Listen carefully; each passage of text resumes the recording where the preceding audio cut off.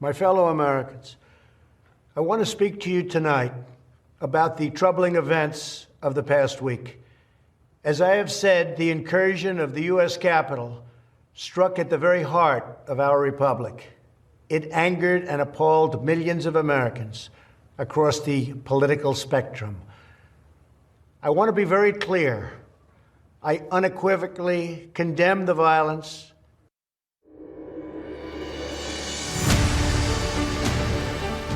That was President Trump impeached for a second time this week, saying he doesn't support violence. And do you believe that after all his calls to fight, saying the election result was false? And to this moment, refusing to admit he lost. His lawyer, Rudolph Giuliani, called for trial by combat. Hi everyone, I'm Dana Lewis, and welcome to this edition of Backstory on white terrorism in America. And it shouldn't be called anything but that. I've spent a lifetime as a journalist covering terrorism around the globe, and it all looks a lot like what's developing in America. From the Middle East to Russia to Afghanistan and on, bus bombs to hostage takings, fanatics all who justify their bloody rampage because their cause, they think, is just. President Trump's absolutely false claims of a stolen election have been rejected by every court.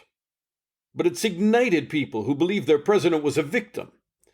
This guy beat a policeman on the ground with an American flag, and before his arrest he said, "Death is the only remedy for what's in that building. Well, you need to stand up, and you need to scrap. Everybody in there is a treasonous traitor." And here's policeman Michael Fanone, who was dragged down the steps of the Capitol and was going to be shot with his own gun. Trying to fight as best I could. I remember guys were stripping me of my gear. These are rioters, pulling my badge off my chest. They ripped my radio off my vest, started pulling ammunition magazines from their holder on my belt. And then some guys started getting a hold of my gun, and they were screaming out, kill him with his own gun. At that point, it was just like self-preservation. How do I survive this situation? And I thought about, using deadly force. I thought about shooting people. And then I just came to the conclusion that, if I was to do that, I might get a few, but I'm not going to take everybody, and they'll probably take my gun away from me. And that would definitely give them the justification that they were looking for to kill me. If they already didn't have made that up in their minds. So the other option I thought of was, try to appeal to somebody's humanity. And I just remember yelling out that I have kids, and it seemed to work. Some people in the crowd started to encircle me and try to offer me some level of protection. A lot of people have asked me, my thoughts on the individuals in the crowd that that helped me or try to offer some assistance. And I think kind of the conclusion I've come to is thank you, but you for being there. Okay, there are lots of pictures and evidence that there were dozens of white supremacists at the Capitol rally, fighting police, hunting inside with zip ties to handcuff and God knows do what with lawmakers. Extremist groups including the pro-Trump far-right anti-government Oath Keepers and the 3%ers, a loose anti-government network that's part of the militia movement. The hateful imagery included an anti-Semitic Camp Auschwitz sweatshirt created years ago by white supremacists who sold them on the now defunct website Aryanwear. Also among the rioters were members of the Groyper Army, a loose network of white nationalists, the white supremacist New Jersey European Heritage Association, and the far-right extremist Proud Boys, to name a few. The growth of white supremacists is international, frightening, and hard to control. And that brings us to our interview on white supremacy in America and beyond.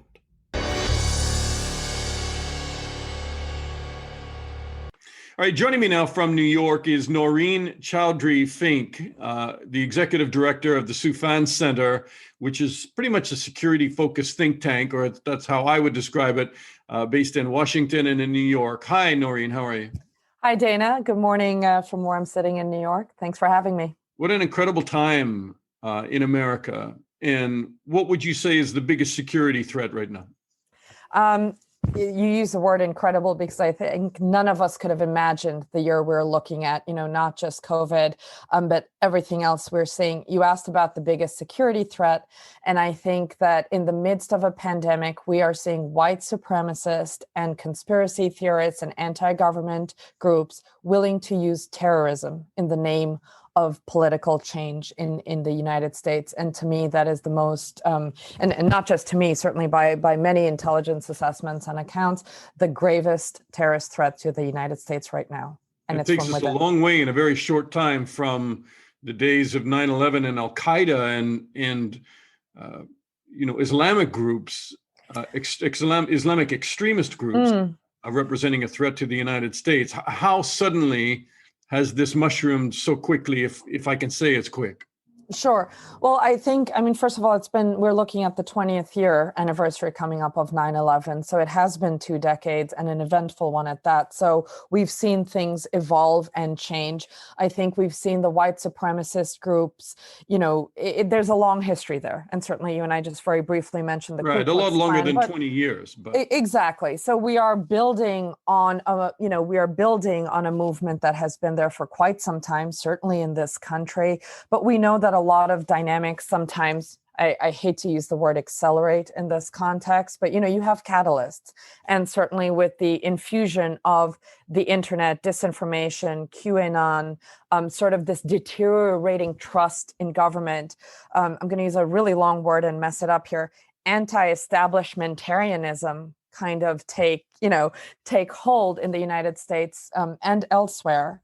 I think we've seen a kind of perfect storm, and no pun intended with the capital. Right. As we talked to Naureen, I should mention that she was the senior policy advisor on counterterrorism and sanctions at the UK mission to the United Nations. I mean, Naureen, you're not new to this. You've been doing this for a long time. That's right. Working more in years field. than I care to admit in public. But I've been looking at this, for about 15, 16 years now. And one of the things I think has been remarkable is much as we talk about 9/11 certainly being the linchpin of counterterrorism discussions for many years, this has also been a global phenomenon. And I think when we talk about the security risk in the United States, we need to remember there are others abroad watching, planning to emulate. And these dynamics, build on each other, right? We saw white supremacist groups really take heart in Anders Breivik's attack in Norway. I mean, the fact that he was able to kill like 70 kids and the greatest terrorist attack in Norway and in much of Europe. And it really served as fodder for groups abroad. And so what happens in the United States, certainly the greatest security threat we're seeing here, may well have also international repercussions. We've already seen the attacks in Christchurch, attacks in Norway, and we will see more, unfortunately. So it's in the United States and beyond. Trump has regularly downplayed the threat of white supremacist violence during his presidency. He said there were some very fine people among the extremists who sparked violence in Charlottesville in 2017. He called Black Lives Matter a symbol of hate. And he's regularly pushed narratives on Twitter that emphasize violence against white Americans as he seeks to curry support in the suburbs. What would you say about Donald Trump's role in the growth of extremism within the United States and specifically white supremacy? When I was growing up, parents and family friends used to say you're known by the company you keep, and that's how you'll be judged. And I think it says a lot about the fact that we had a president of the United States that was willing to serve just one community and one set of interests rather than the country as a whole. We have seen, provided a critical figurehead. He has broken the seal on what is permissible in public, what you say, what you do, and how you even conceptualize this country. And I think it will be really hard to put that genie back in the bottle, whether he stays, whether he goes. He has provided that kind of ideological centerpiece for divisiveness in this country. And he has made it acceptable to use terrorist tactics to achieve the goals he talks about. So I'm afraid that, whether he stays or whether he goes, and of course, whether he goes and what kind of accountability there is for the acts that he has incited and committed will have a lot to do with the outcome. But the fact that he did it at all for the last 4 years, and the fact that we have seen 4 years of growth and development in this narrative, the QAnon movement, and the fact of polarization, I think there's grave damage done already.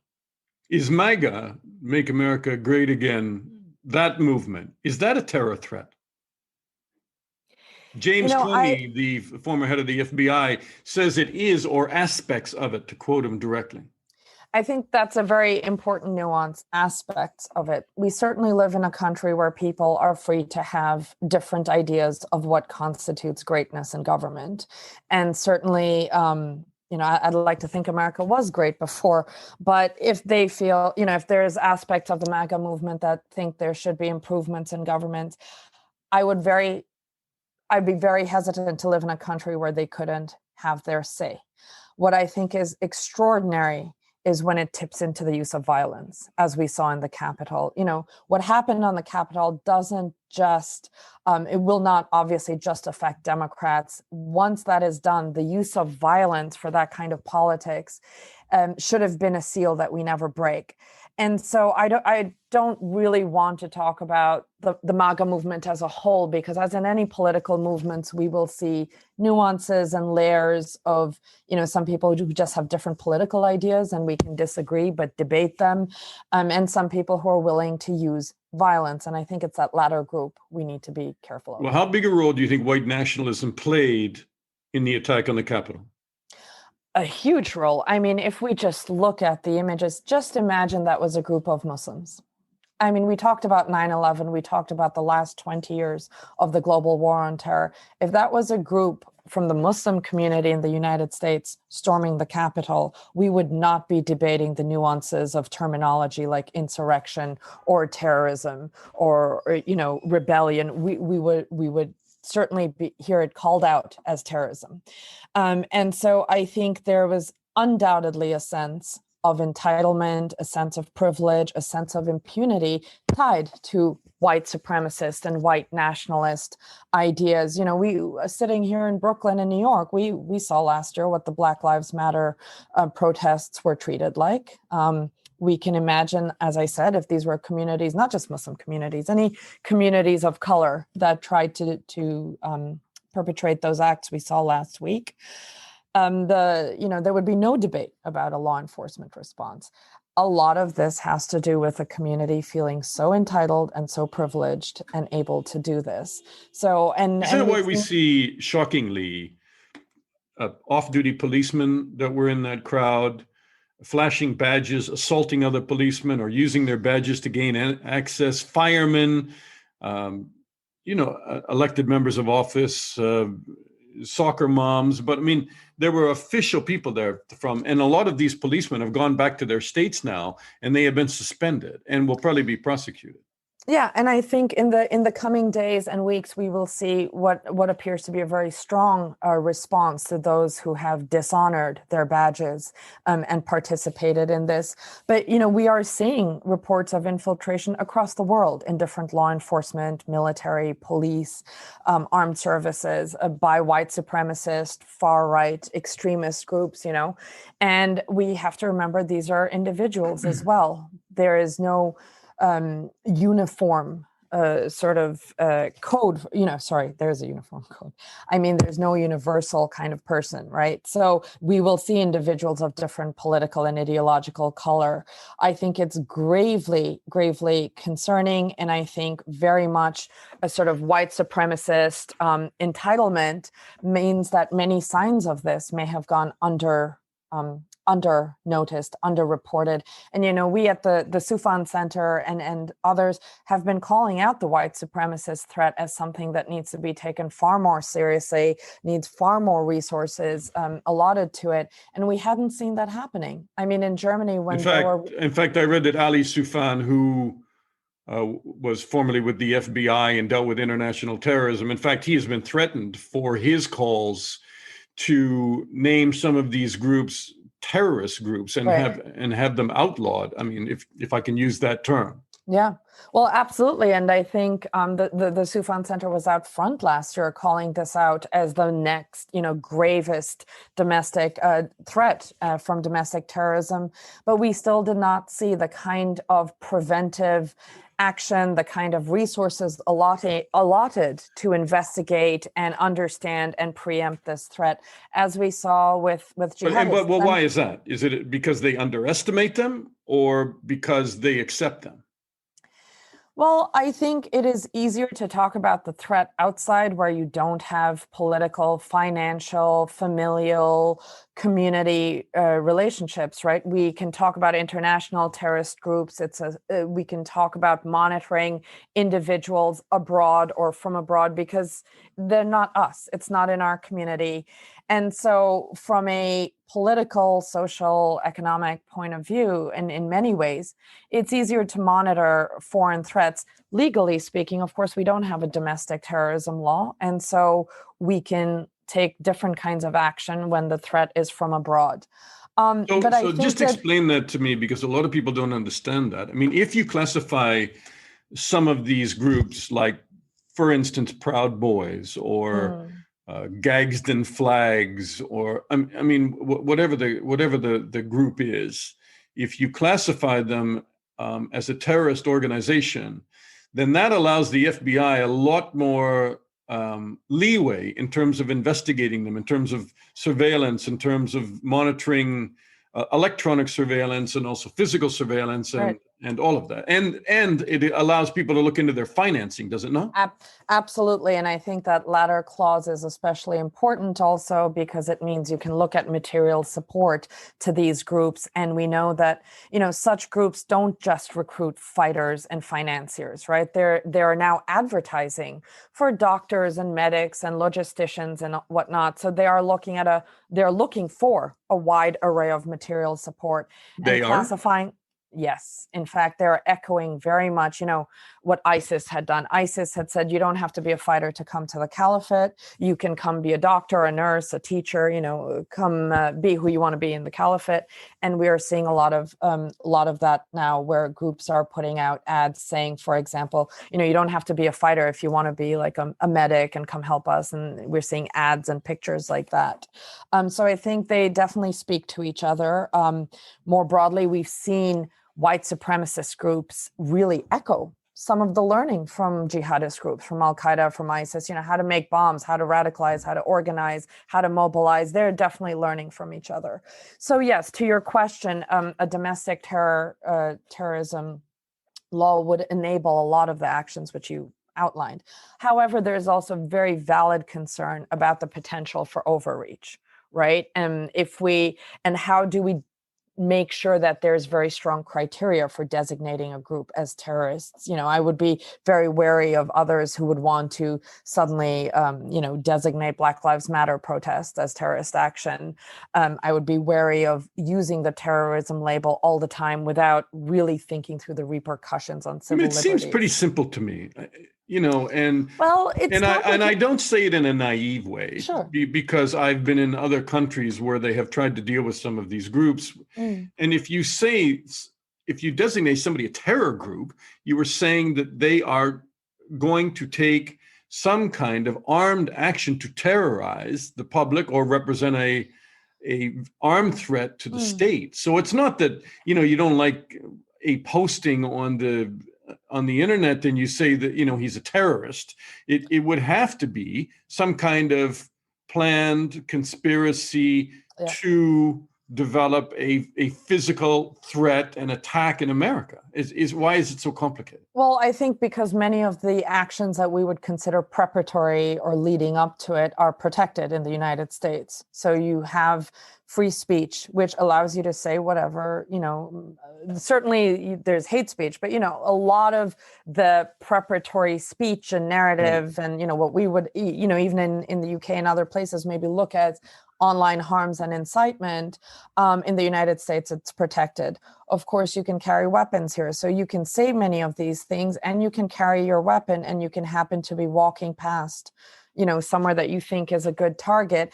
And until the moment you do something, all of those actions are protected. I think so in the United States, for good and for bad, many of these actions are protected. And so it is a more difficult conversation where you draw the line between constitutionally protected actions and speech. Do you think that lawmakers are prepared to draw that line now, though, more than they've ever been, given what's happened? I think there will be increasing calls to look into it. I'm choosing my words carefully because that sounds a bit weak, not on your part, but you don't feel that it's reached this tipping point after the assault on the Capitol, that lawmakers now will say, okay, that's it. I mean, groups like Proud Boys, Nazi and white supremacists that are engaging in recruiting and calling for violence, then we have to act on that before it happens. I mean, there's an argument to be made, and others will. I'm sorry, I've been doing a lot of, I've been doing academic research and diplomacy for a while, so I will have to look at both sides. But I think there are others who will say you can prosecute this without. You can prosecute acts of murder, you can prosecute preparatory acts towards violence, and you can prosecute incitement to violence. I think that there are cases where, of course, the terrorism label and having a domestic terrorism statute is important. I think they will be looking into it. I think it is one of the most fundamentally difficult questions to address when it's constitutional protections we're talking about. Okay. That's why. Maybe it's better to talk about this in terms of smaller steps then. At the very least, these groups are now more than ever on the FBI's and Homeland Security's radar. Do you think now they are going to start assigning more people to it, understanding that it represents a grave threat to the nation in its own way? Absolutely. I think we're going to see more resources allocated. I think very importantly, we talked about a sense of entitlement and impunity. You'll also see more senior leaders speaking out against it. You'll see more law enforcement attention to it, which means, as you say, resources. And like I said, these groups don't exist in an American vacuum. They have partners, funders, supporters abroad in similar groups. And so the more there is action at a senior level in the United States with the FBI and law enforcement agencies and politicians, it also means in other countries that we can partner up with them and make sure we address the transnational dimension of these issues. Noreen, where else, if you were just to name off the top 5 or 2 or 3, where else do you see them really proliferating in a worrisome level internationally? Sure. Well, we've seen in Germany reports that some of the most elite law enforcement and police and military teams have been infiltrated by far-right groups.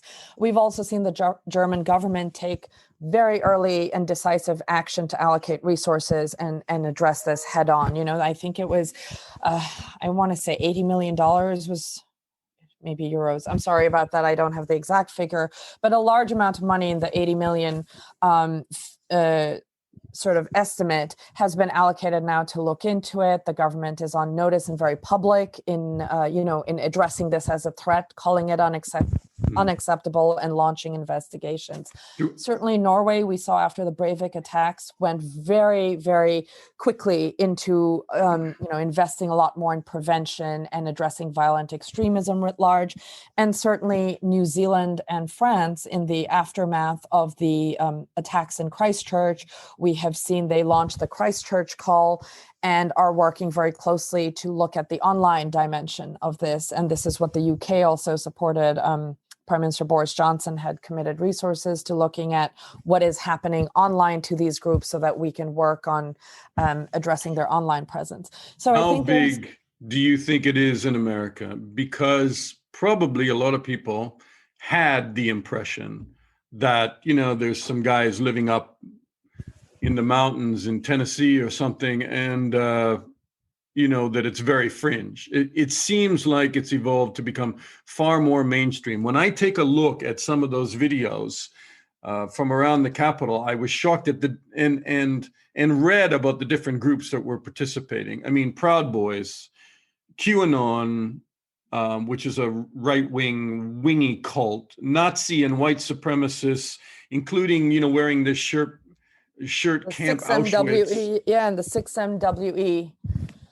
Sure. Noose was posted around the Capitol, which is apparently a fantasy day of the rope. That's right. That traitors will be hanged in the street. Gagsden flags, yellow American flags that date back to 1778.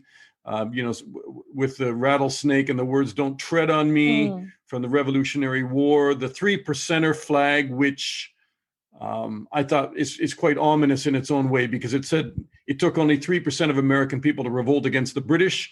And in this context, it's a signal that a small number of so-called patriots, that's all you need for a successful revolution.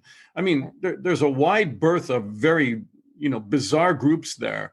Does any of them stand out to you, or do all of them? I mean, I think it's exactly what you've just said. You've kind of hit it on the nail. It's the fact that it's many, many different groups kind of coalescing into a similar worldview, right?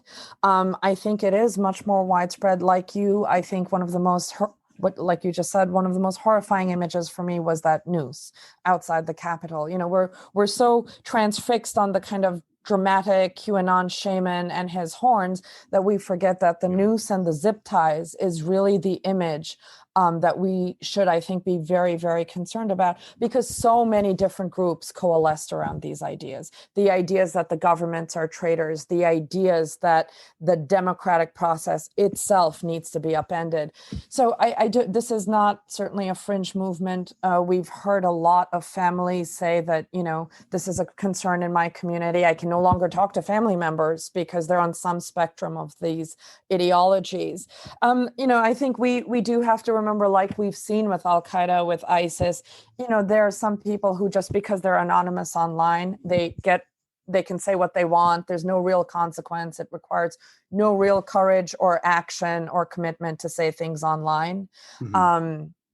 What I think the problem, one of the many problems with the Capitol attack is that it mobilized people to move from an online world where things are just fantasies and maybe don't require commitment.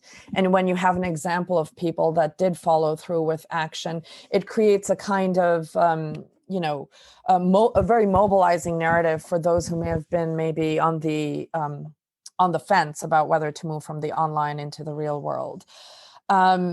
At the same time, we know that just having a few activists, often they can be successful when there are layers of support behind them. The ideologues, the narrators, the small financiers, the small businesses that support them, the communities that back them up, the moms that defend them, the dads that egg them on, all of these, so I think when we look at not just those who are willing to take action, but the wide group of people that are willing to support them. I mean, just looking at the support for President Trump. And how do you fight that? I mean, looking at the support for President Trump, and he's got a lot of it, but maybe he will fade, and maybe he won't. But how do you deal with that scope of so many people that have been told by him that the election wasn't free, wasn't fair, it was a fraud, it was stolen from you, stop the steal, we have to fight? And that message, is pretty dangerous, because a couple of the interviews with people who went to that riot a few months ago were not that radicalized on the internet, and so a lot of it has been compressed as we've heard this constant echo of President Trump saying it's been stolen from us. Well, part of that compression, Dana, will also be the impact of COVID-19. There are more people at home, the more people that are scared, uncertain, spending time online. And, we've seen UN reports, we've heard widespread reporting. There are more young people spending all day online. There are people with, who've lost their jobs, lost their homes. And so I have to say, it's really not surprising that this has all accelerated and compressed against the backdrop of a lockdown, an unprecedented global shutdown of, other valves for engagement. And so I think that this is not something we have seen necessarily on this scale because we haven't had this background. We talked a bit again earlier about the 20 years since 9/11. We have worked on so many different iterations of counter narratives campaigns, counter messaging campaigns. Some were spectacular failures, some have shown some success, right? The ones that have shown success seem to be ones that are really tailored to local environments, really based on a sound understanding of why people find some of this messaging appealing. And that means we need to do better to understand where some of these groups are coming from, because it looks like one big global message of kind of militant disillusionism, but it is actually different groups with different kinds of trajectories to get there. So I think we will have to start looking into our lessons learned over the last 20 years on counter messaging, counter narratives, and do better to understand the knowledge base of each of the groups that has come up and how that operates online. But I really think we can't ignore the fact that this is happening against the backdrop of COVID and more people online, less interaction, on a whole. More people are just interacting with themselves, with their families, with their very, very close friends, right? They don't even have access to people outdoors. And in the long run, we will see what that does to people, whether in a, very normal sense in the workforce and in day-to-day communities, but in these kinds of spaces, the potential effects are alarming. Naureen Chowdhury, Fink from the Soufan Center. I think we're going to have another talk soon because there's just so much here. And it's not going to go away quickly. And a lot of it will depend on how the Republican Party delivers its message in the future about this election, and whether they start saying that it was fair and they poke a hole in this, ridiculous cloud that Trump has put over the electoral process and democracy, which right now, they're not stepping up, a lot of them. Some are, but some are not. Naureen, really a pleasure to talk to you. Thank you so much. Thank you for having me, Dana. Look forward to speaking again. And that's Backstory. I'm Dana Lewis. Please subscribe to our podcast and share it. My advice, spend less time on social media, especially right now. Spend more time watching mainstream press and TV news. And if Trump and his QAnon followers call it fake news, that usually means it's not. Thanks for listening, and I'll talk to you again soon.